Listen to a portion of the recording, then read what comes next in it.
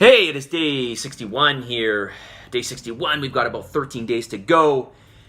So we got to hammer things, hammer things, hammer things. You can make still a good amount of change. I'm not going to say make a massive change anymore, but you can still make really good change in 2 weeks. I mean, 2 weeks is still 20% of the challenge, right? You got to think about this. 2 weeks is still 20% of the challenge. So yeah, you can still make some pretty good change, right? Can we make mega massive change? I think we could still make mega. I'm going to say it. You can still make mega massive change. You can still make mega massive change, all right? Listen, we got a meeting this Saturday. We've got a meeting this Saturday, and we're going to talk about what to do after the challenge and some of the services I will be offering after the challenge as well. Okay? We'll talk about how I can help you. All right? But we'll also talk about what you can do on your own to manage things. All right?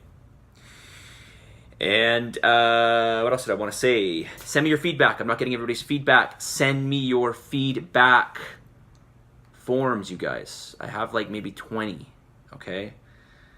Or maybe less. I think I just got a few last night, so.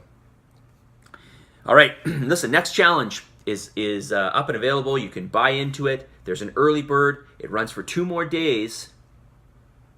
You get $100 off. So if you want to save some money, if you want to do the challenge, you want to save some money, join within the next 2 days, you guys. Okay, we already have some of you that have joined, and thank you very much for that. All right, somebody's asking me about visceral fat. Is it serious? What causes it? What can I do about it? All right, so let's talk about it briefly. First, let me say there are 3 kinds of fat, 3 primary kinds of fat in the body. You've got subcutaneous fat, which sits underneath the skin.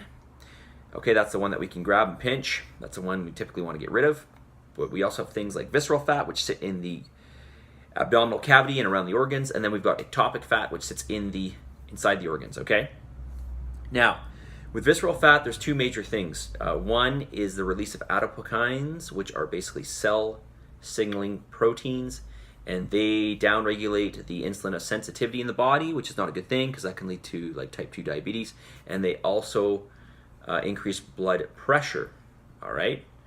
Now, the other thing visceral fat does is it downregulates adiponectin in the body, and what that does is that decreases fat burning, and it also increases the amount of LDL, so bad cholesterol. It's not, I hate saying that. It's not bad cholesterol. It's not cholesterol.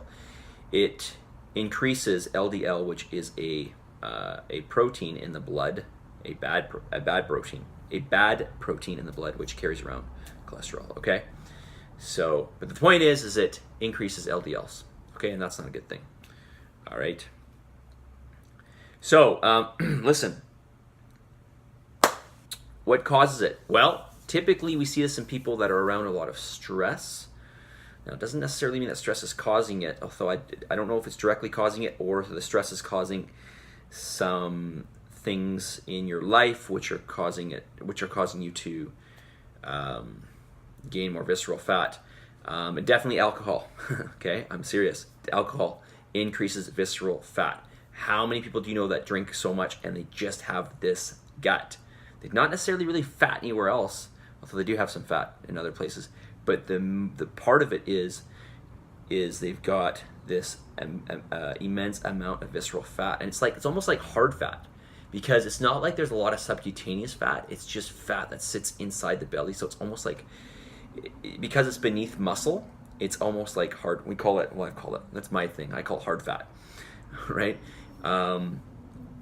So, alcohol plays a big part in this, all right? So that's why alcohol is one reason why alcohol is a big no-no when it comes to this type of thing.